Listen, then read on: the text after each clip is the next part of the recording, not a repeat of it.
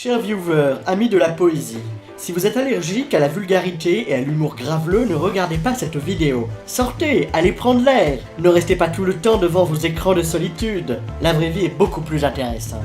Et ce n'est pas avec cette vidéo qu'on va relever le niveau intellectuel de YouTube. Je ne plaisante pas, je vous aurais prévenu. Si vous restez, vous assumez les gens. Philippe, je sais où tu te caches. Viens ici que je te bute, enculé. Et on donne ça, viens ici, sale enculé. Salaud. Vous vous souvenez de quelque chose, un petit détail?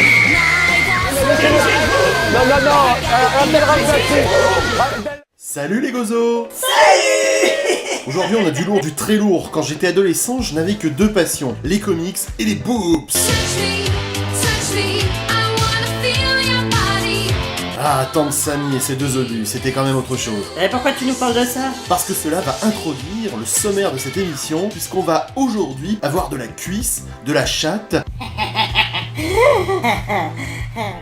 et des tonnes de moulas. Quoi?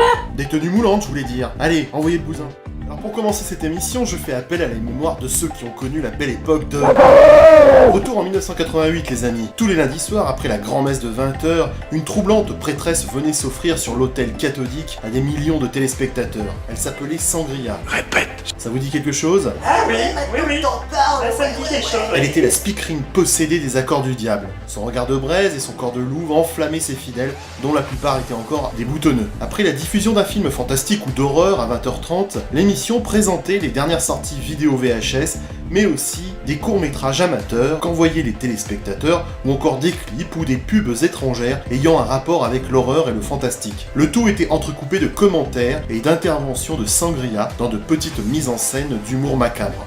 À la manière du Elvira Show, une émission très célèbre aux États-Unis, Sangria, alias Catherine Falguerac, incarnait une envoûtante maîtresse de cérémonie pour toute une soirée. Les Accords du Diable étaient le rendez-vous hebdomadaire consacré aux films d'horreur et fantastique. On pouvait y voir des films comme The Thing, La Malédiction, Halloween et toutes ces petites productions qui enjouaient les cinéphiles en herbe que nous étions. T'as l'air de savoir de quoi tu parles.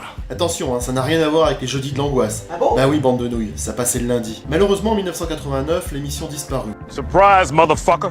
Toutefois, les Accords du Diable ont apporté un petit peu de fantastique dans la soirée du lundi. Il y avait de la chair, de l'humour et de la dentelle. Ce n'était pas de très bon goût, ça criait, ça saignait, ça hurlait, mais à bien y réfléchir, ça racontait tout l'univers des frustrations. Ça vous dit quelque chose? Bon bah on enchaîne là, on fait quoi là maintenant? Eh bah tu vas voir. Les super-héros Marvel étaient très populaires en France et pas qu'avec les éditions Lug. Chez Artima, on trouvait aussi la collection Superstar avec Thor, avec Captain America ou même avec Hulk.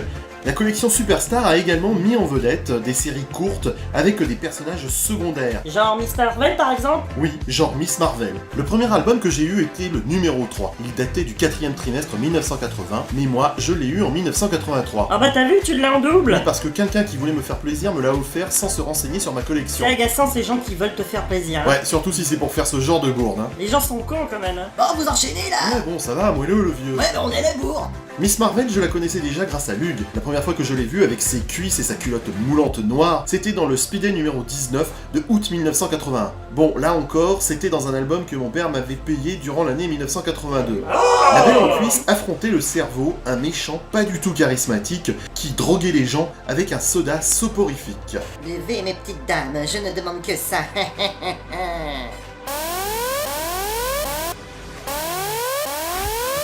Et surtout, j'ai découvert les formes généreuses et le costume méga kitschos moulant de la Miss dans le Special Strange Origins numéro 154 d'octobre 1982. En plus de ses origines racontées par l'intarissable Stanley, Miss Marvel y affrontait le Scorpion. Ouais, avec sa grosse queue. Ah non mais c'est Ah, pas ça vrai va. là. Oh, Ouais, allez, c'est oh. vrai, il a une grosse queue. Ouais, bon, c'est bon. Un épisode tiré de Miss Marvel numéro 1 de janvier 1977. Ce même épisode qui sera donc édité par Artima durant le deuxième trimestre 1980 dans le premier album Miss Marvel où on vous rappelle les origines de Miss Marvel. Comment ça on les rappelle? Oui, car Carol Danvers est apparue en fait pour la première fois en 1968 dans une aventure du Captain Marvel dans Marvel Super Heroes numéro 13. C'est là qu'elle a subi les radiations d'une arme Kree qui l'a transformée en Miss Marvel. J'ai également le deuxième album datant du troisième trimestre 1980. Joli. le troisième, En double? mais également le quatrième datant du premier trimestre 1981 où elle affronte l'oiseau de mort. Récemment, j'ai investi dans le cinquième album datant du deuxième trimestre 1981 où elle affronte le plus kitsch des mutants aquatiques, le Tiger Shark. Enfin, j'ai le sixième album appelé Guerre sous les flots qui date du quatrième trimestre 1981. Cet épisode est intéressant car on y voit la première apparition de Mystique. Ah bah t'as vu la gueule qu'elle tire, on dirait qu'elle sort d'un boucaquet. Bah dis donc Jamy, bah c'est quoi un boucaquet? Ce sont des soins du visage à la japonaise.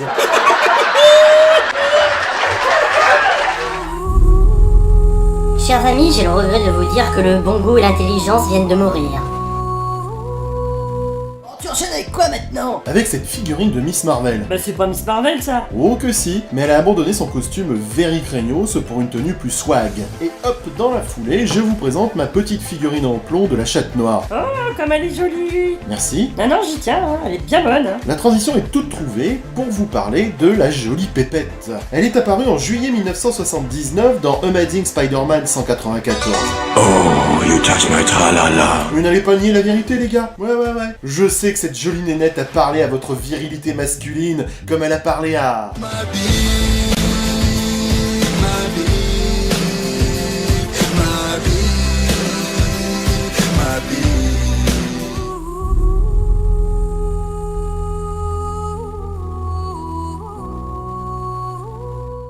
C'est Marv Wolfman qui l'a créé en hommage au dessin animé Bad Luck Blackie de Tex Avery.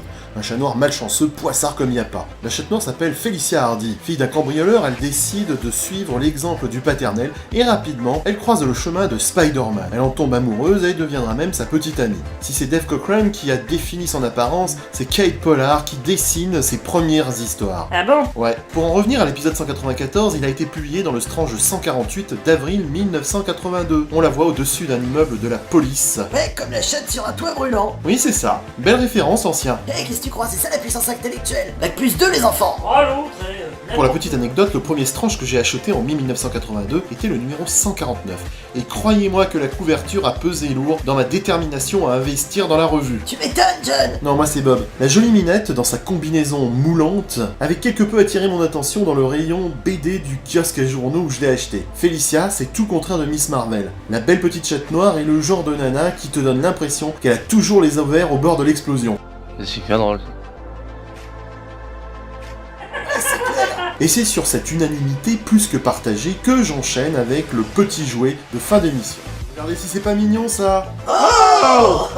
En joie, j'ai récupéré ce joli petit jouet articulé de la jolie minette avec son fouet sadomaso. Ce jouet est très fidèle à la BD, et en plus, elle bouge bien dans tous les sens. Elle a bien des formes, la gamine. Un joli galbe des hanches, une taille presque trop idéalisée. Et un mignon petit minois avec sa chevelure blonde platine. Et surtout une méchante remontée de péchos, les gars. Ah oui, il y a du monde au balcon. Après, ça se comprend que personne ne soit indifférent face à cette jolie minette. Bon les garçons, on n'a plus le temps, il faut qu'on rende l'antenne. Bah déjà. Ah ouais, bien merci Bob Zombie pour cette présentation qui, je suis sûr, a beaucoup ému tous ceux qui nous regardent aujourd'hui. Et y a pas que quelqu'un a un Kleenex. Ah non mais c'est pas vrai, hein, la prochaine fois, à moins qu'il soit pistonné, on l'invite plus celui-là. Hein. Ouais, je suis d'accord. Allez, salut les piou-piou. Salut. Et vive, vive, vive les gros nichons, les pères de sang.